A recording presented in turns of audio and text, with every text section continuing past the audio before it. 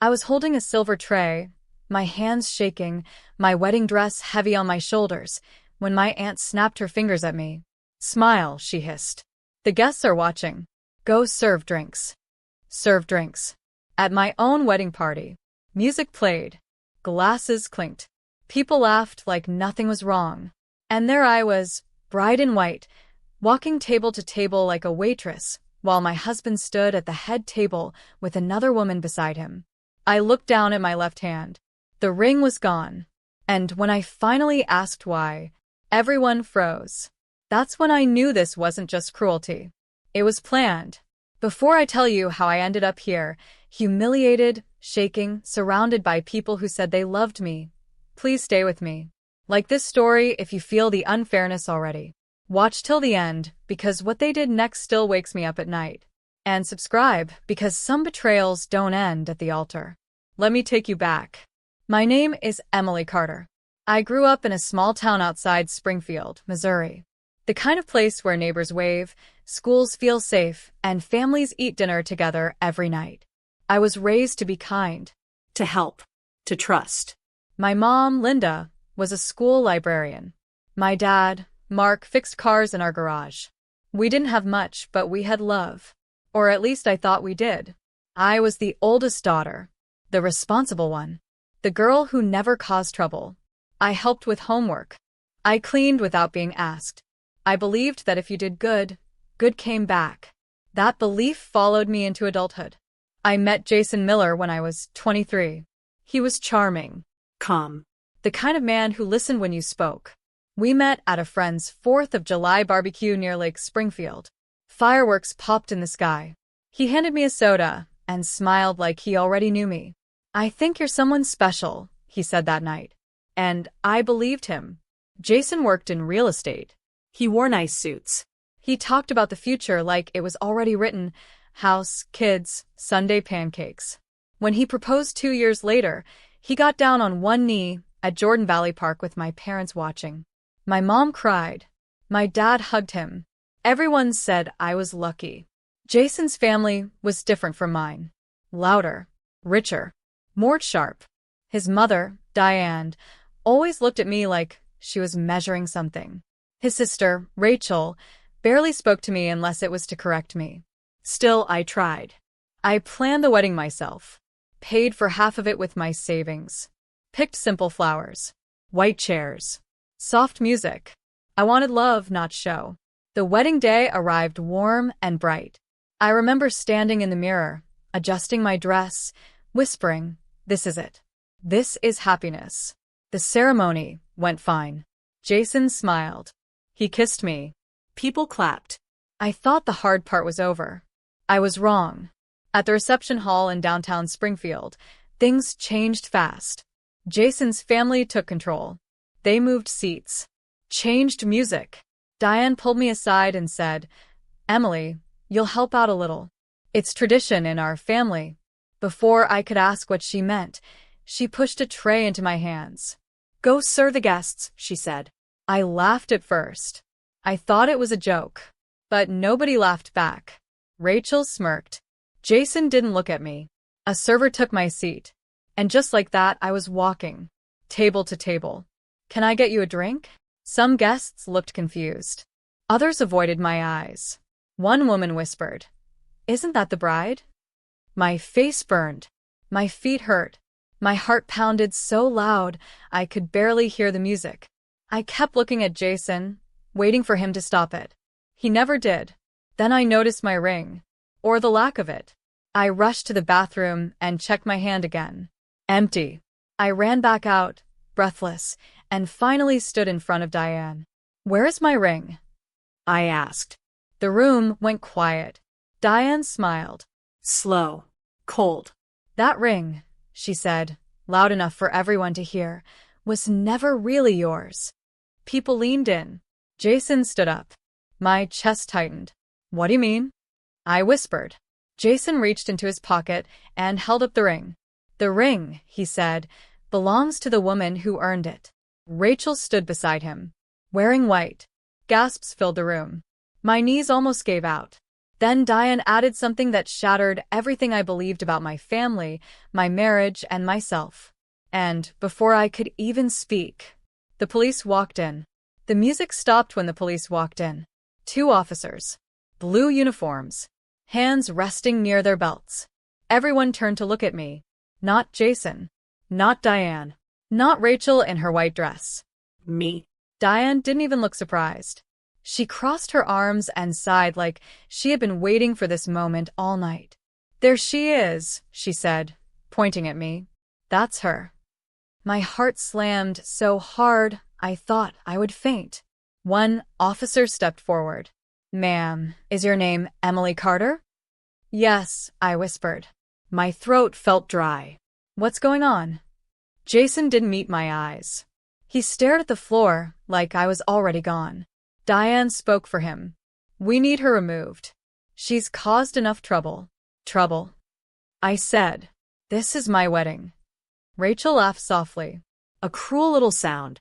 The officer looked at his partner, then back at me. "We've received a complaint. Theft. And fraud." The word theft hit me like a slap. "I didn't steal anything," I said quickly. "I don't even know what this is about." Diane snapped her fingers again. "The ring." Jason raised it higher, so everyone could see. That ring was a family heirloom, passed down for generations. My mother made it clear it was a loan. "A loan?" I cried. "You proposed to me with it. You said it was mine." Diane smiled. "You misunderstood." People started whispering. Phones came out. I felt like the floor was tilting under my feet. The officer asked, "Ma'am, do you have proof the ring belongs to you?" I shook my head. "I didn't take it. He has it." Jason finally looked at me. His eyes were empty. "You refused to give it back when asked," he said. "You caused a scene earlier. We had no choice." I stared at him. "You told me to trust you." He said nothing. The officer stepped closer. "Ma'am, we need you to come with us to clear this up." My mom pushed through the crowd. "Wait," she said. "This is a mistake. That's my daughter." Diane turned to her. "Your daughter is a liar." My dad stood frozen, his face pale. He didn't say a word. They led me toward the door. I was still in my wedding dress. Outside, the night air felt cold. I heard the click of metal. Handcuffs. I looked down at them in disbelief. "You're arresting me?" "This is temporary," the officer said, not unkindly. "Just procedure." People watched from the windows as I was put into the car. Some stared. Some filmed. No one stopped it. At the station, they took my fingerprints. Took my phone. Took my dignity. I sat on a hard bench, hugging myself, trying not to cry. Hours passed. Finally, a woman in a gray suit walked in. "Emily Carter?" "Yes." "I'm a public defender," she said. "They're charging you with attempted fraud and disturbance." I laughed, sharp and broken. "At my own wedding?" She didn't smile. By morning, I was released on bail. My parents barely managed to pay. When we got home, my dad wouldn't look at me. My mom cried quietly in the kitchen. I checked my phone. Hundreds of messages. Clips of the wedding were already online. Titles like "Bride Loses It at Reception" and "Gold Digger Exposed at Wedding." Then I saw the post that made my hands go numb. A photo of Jason and Rachel. Together. Captioned, "True love wins." That's when my dad finally spoke. "You need to leave," he said. "Until this blows over." I stared at him. "Leave where?" He didn't answer. My own house felt like a stranger. And just as I grabbed my bag, there was a knock at the door. The knock at the door was slow and heavy. Not a friendly knock. Not a neighbor knock. It was the kind of knock that tells you something bad followed you home. My dad froze. My mom wiped her face fast, like tears were a crime.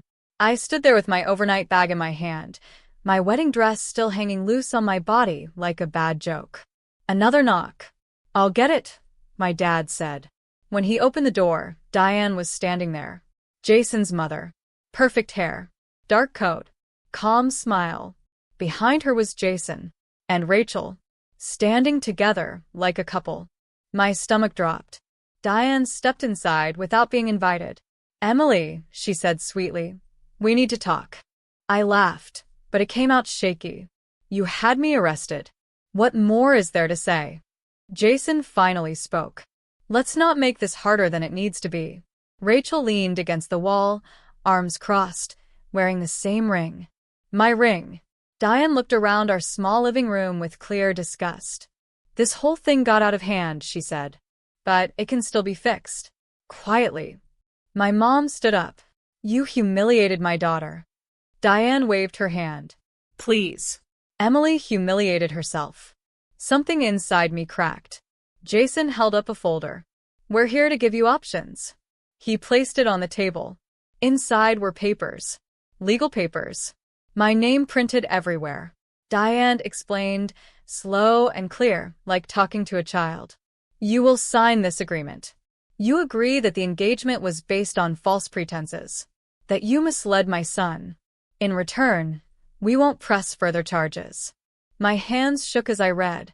According to this paper, I was a liar. A thief. A woman who tried to trap a man for money. If you don't sign, Jason added, my family will push the case. Court. Jail. Media. My dad cleared his throat. Emily, maybe it's better to just sign.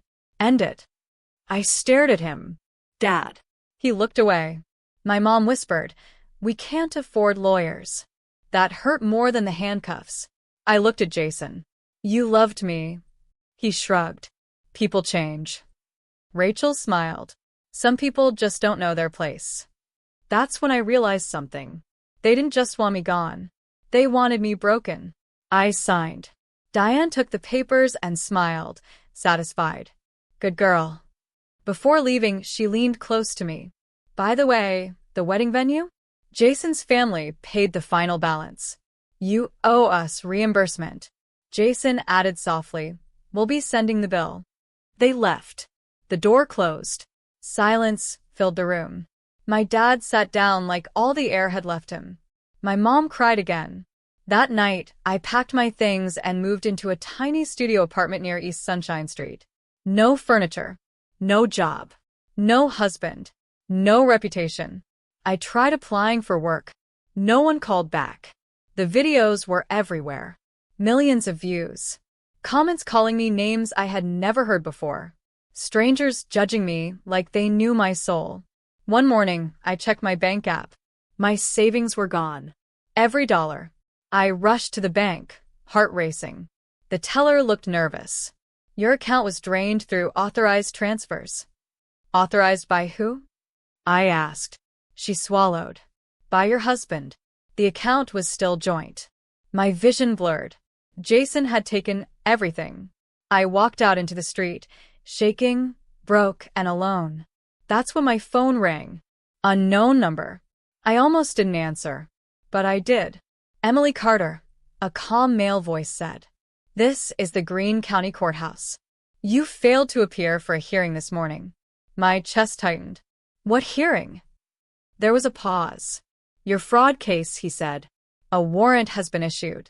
My phone slipped from my hand, and, across the street, I saw a police car slowly pull over. The police car stopped right in front of me. The door opened, but the officer didn't reach for handcuffs. He said my name gently.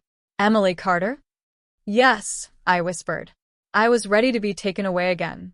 He looked confused. You're not under arrest. You were requested to appear. Requested? My legs felt weak. You said there was a warrant. He shook his head. No, ma'am.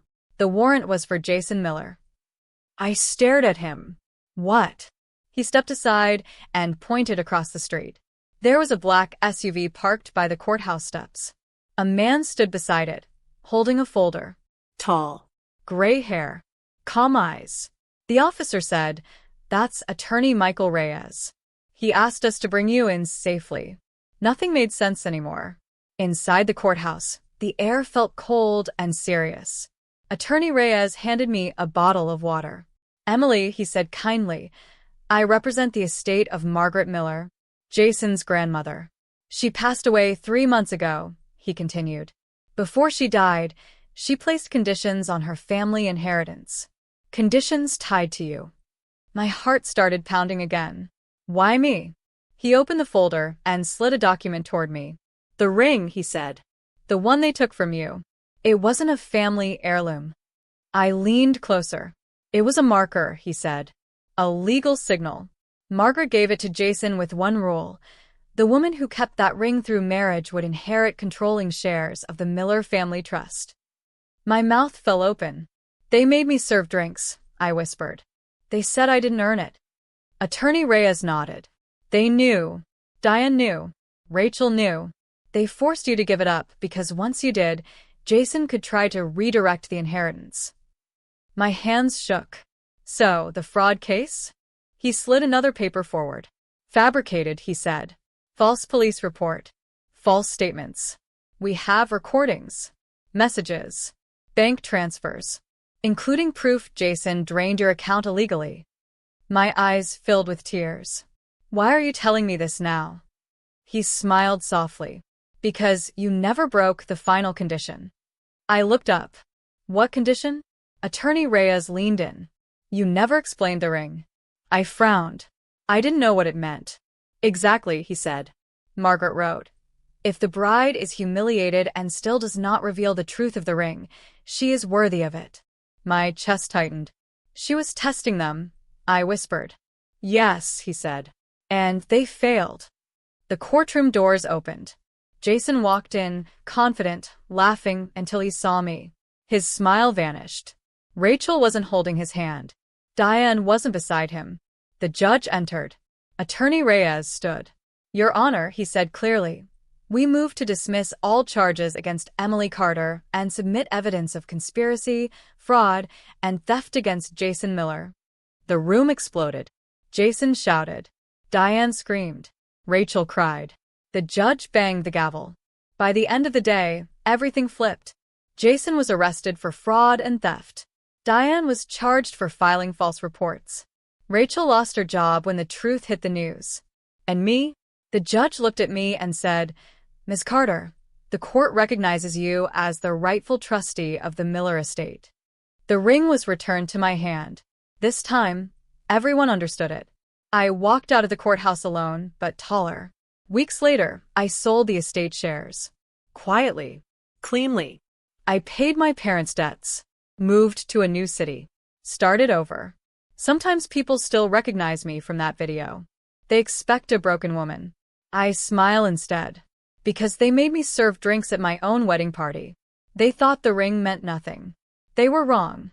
And that misunderstanding cost them everything.